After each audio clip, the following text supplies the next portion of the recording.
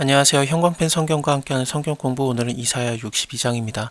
나는 시온의 공의가 빛같이 예루살렘의 구원이 횃불같이 나타나도록 시온을 위해서 잠잠치 아니하며 예루살렘 위해서 쉬지 아니할 것인지.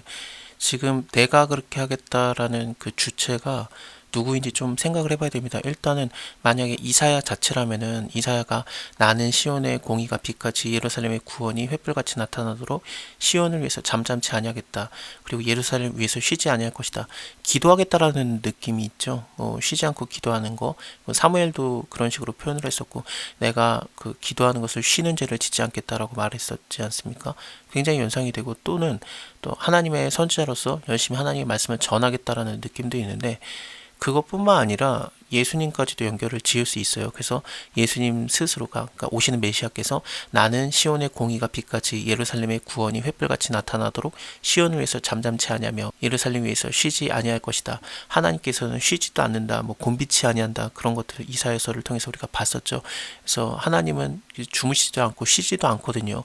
그 하나님의 열심을 드러내는 걸 수도 있습니다. 이사야가 얘기했던, 이사야가 얘기하는 거 하나님의 말씀을 그대로 전하는 거니까요. 그리고 또 예수 그리스도께서 이렇게 하실 거라고 하던, 어쨌든 하나님께서 예루살렘을 위해서 쉬지 않고 일하겠다, 구원을 하겠다라는 그런 강한 메시지가 전해지는 거죠. 열방이 너의 공의를, 열왕이 다 너의 영광을 볼 것이요 너는 여호와의 입으로 정하실 새 이름으로 일컬어짐이 될 것이다.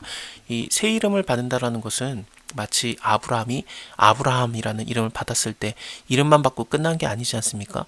하나님께서 이름을 주시는 이유는 그 이름대로 이루어 가시는 거거든요. 원래 아브라함의 이름은 그냥 큰아버지 그 정도 뜻밖에 없는데, 아브라함이라 하리라 그러면은 많은 나라들의 아버지가 되어 민족들의 아버지가 되면서 모든 나라의 그 좀 시조 같은 역할을 하게 되는 거죠. 그래서 이스라엘의 아버지가 되는 거고, 또 이스마엘 족속의 아버지, 아브라함을 통해서 낳은 자식들이 더 많아요. 그두라라는 여자를 통해서 또 6명의 아들을 더 낳거든요. 그중에 미디안도 있는데, 미디안을 통해서도 나라들이 나오고 그렇습니다.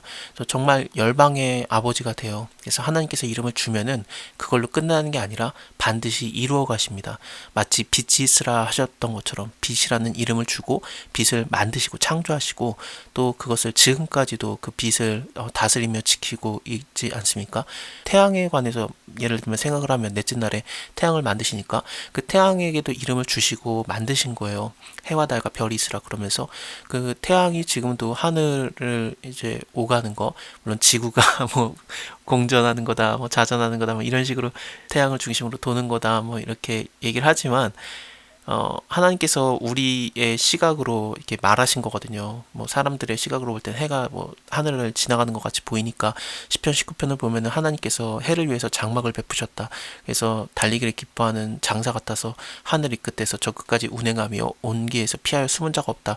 그런 식으로 표현을 하지 않습니까? 그래서 하나님이 이름을 주신다라는 것은 단지 그 창조로 끝나거나 아니면 이름을 부여받은 걸로 끝나는 게 아니라 다스리며 지킴을 받는 것도 있어요. 그래서 아담에게도 너가 이름을 지어줘라 했을 때 단지 이름만 지어주는 걸로 끝나는 게 아니라 다스리며 지키는 존재로서 아담을 세우시거든요. 창세기 2장을 보면 그렇습니다. 그래서 이 이름으로 일컫겠다, 내가 너를 새롭게 하겠다, 너를 다시 구원시키겠다, 내가 너를 책임지겠다, 그런 여러 가지 표현이 있는 것이 이름을 받는 것입니다. 너는 또 여호와의 손에 아름다운 면류관, 너의 하나님의 손에 왕관이 될 것이다. 다시는 버리운 자라 칭하지 아니하며 다시는 네 땅을 황무지라 칭하지 아니하고 너를 헵시바라 하며 너의 땅을 뷸라라 하리라. 이 뷸라라고 제가 오타를 냈네요. 죄송합니다. 이게 뷸라입니다. 정확하게는 그 베율라인데, 어쨌든 뷸라인데, 그게 무슨 뜻이냐면은, 일단은 헵시바부터 볼게요. 헵시바는 내 기쁨이 그녀에게 있다, 그런 뜻이에요. 그래서 내가 너를 기뻐한다 라는 표현이고요. 그리고 뷸라라고 하면은 이게 결혼한 여자를 말하는데, 그냥 결혼한 여자를 다 말하는 게 아니라 결혼을 했다가 이혼을 한, 이 고대 근동에서는 이혼이 이제 남자에게 버림을 당하는 그런 상황이었거든요. 여자 입장에서는. 그래서 버림을 당한 결혼한 여자가 뷸라예요. 위에 내가 너를 다시 버리운 자라 하지 않겠다라고 말하지 않습니까? 이걸 통해서 보면은 내가 너를 안 버리겠다라는 뜻으로, 그러니까 결혼을 했는데 죄 때문에 떠나서 버려진 거죠. 하지만 내가 너를 다시 찾아오겠다라는 강한 의지를 갖는 게 뷸라라는 그런 이름입니다. 뒤의 내용도 이는 여호와께서 너를 기뻐하실 것이다. 헵시바랑 관련이 되고 너의 땅이 결혼한 바 될 것입니다. 이 결혼은 어떻게 또 생각을 해야 되냐면은 물론 뷸라라는 게 결혼한 여자였던 거 그것을 얘기하니까 다시 내가 너를 찾아오겠다. 내가 너를 기뻐하겠다. 호세아서도 굉장히 연상이 되는데 헵시바라는 여자가 진짜로 있었어요. 히스기야 왕 때 히스기야의 아내가 헵시바라는 이름을 갖고 있었습니다. 열왕기하에 나오죠. 21장에 나오는데 그것을 다시 생각해 보면은 하나님께 기름 부음 받은 자, 왕 히스기야라는 왕이 결혼했던 여자 헵시바를 생각할 때 하나님 왕의 왕이신 하나님께서 우리와 결혼하는 것 그런 것들을 굉장히 연상시키는 게 이 헵시바라는 또 단어예요. 너의 땅이 결혼한 바 될 것이다. 마치 청년이 처녀와 결혼한 같이 너의 아들들이 너를 취하겠고 이거는 설명이 되게 어려운데 어떻게 된 거냐? 너의 아들들이 너를 취하겠다라는 게 무슨 뜻이냐?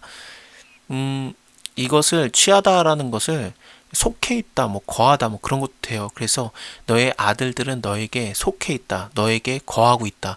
그렇게도 번역이 가능합니다. 뭐 사회사본이라든지 뭐 LXX라고 70인역이라든지 다 그런 식으로 번역을 하거든요. 꽤나 중요한 사본들이 그렇게 이것을 표현하고 있기 때문에 너의 아들들은 너에게 거하고 있다라고 표현을 해도 어려울 게 없을 것 같습니다. 신랑이 신부를 기뻐한 같이 너의 하나님이 너를 기뻐하리라. 예루살렘이여 내가 너의 성벽 위에 파수꾼을 세우고 그들로 종일 종야에 잠잠치 아니하게 하였느니라. 너희 여호와로 기억하시게 하는 자들아 너희는 쉬지 말아라. 또 여호와께서 예루살렘을 세워 세상에서 찬송을 받게 하시기까지 그로 쉬지 못하게 하라. 여호와께서 그 오른손 그 능력의 팔로 맹세하시되 내가 다시는 너의 곡식을 너의 원수에게 식물로 주지 아니하겠고 너의 수고하여 얻은 포도주를 이방인으로 마시지 않게 하실 것인즉 오직 추수한 자가 그것을 먹고 나 여호와를 찬송할 것이다. 거둔 자가 그것을 나의 성소뜰에서 마시리라 하셨느니라. 원수에게 자기의 식물을 안 뺏기는 것은 굉장히 좀 평안한 상태를 얘기하는 거죠. 사실 히스기야 왕 때 그때 아수르 제국이 쳐들어왔죠. 그때 랍사게라는 자가 아수르 제국의 한 대단히 높은 신하 중에 한 명입니다. 그 사람이 뭐라고 말했었냐면은 너희가 지금 완전히 둘러싸져 있는데 예루살렘이 포위당해 있는데 항복하고 와라. 그러면은 너희에게 너희의 포도주를 먹게 하겠다. 너희의 땅의 소산물을 먹게 하겠다. 그런 식으로 얘기해요. 그러니까 자기 것을 자기가 먹는 거 그것을 허락하겠다. 하지만 너네가 만약에 하나님을 의지하고 뭐 히스기야의 말을 따라서 항복을 안 하면 어떻게 되느냐? 그럼 너네가 완전히 둘러싸여 있는 상태니까 먹을 것이 없어서 너희의 뭐 소변을 마시며 너희의 대변을 먹으리라. 그런 식으로까지 표현을 하거든요. 그렇습니다. 그래서 마음껏 먹을 수 있다라는 것은 그 전쟁에서 좀 자유로운 상태.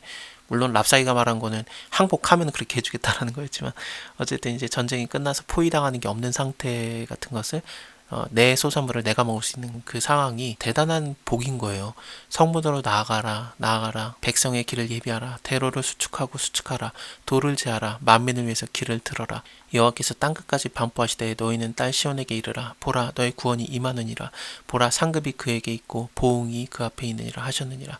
사람들이 너를 일컬어 거룩한 백성이라 여호와의 구속하신 자라 하겠고 또 너를 일컬어 찾은 바 된 자고 버리지 아니한 성읍이라 하리라. 버리지 않는다라는 거 아까 말했던 뷸라라는 것과 연관이 되고 있고 이 땅 자체가 버려지었던 건데 바벨론 제국에 의해서 완전히 끝나버린 것 같은 그런 상태를 보는 거 아니겠습니까? 근데 사실 1절에서 나는 시온의 공의가 빛같이 예루살렘의 구원이 횃불같이 나타나도록 시온을 위해서 잠잠치 아니하며 예루살렘을 위해서 쉬지 아니할 것이다. 열방이 너의 공의를 열왕이 다 너의 영광을 볼 것이다. 이것이 예수님이 하시는 사역이라고 생각을 하면은 단지 진짜 땅으로 끝나는 게 아니라 좀 더 영적인 의미까지도 있는 거죠. 그래서 하나님의 나라, 하나님의 뜻이 땅에서 이루어지는 것 그런 것들을 다 포함하는 단어일 수 있습니다. 그래서 우리를 구원하시는 예수님의 사역에 대해서 보여진 게 62장입니다.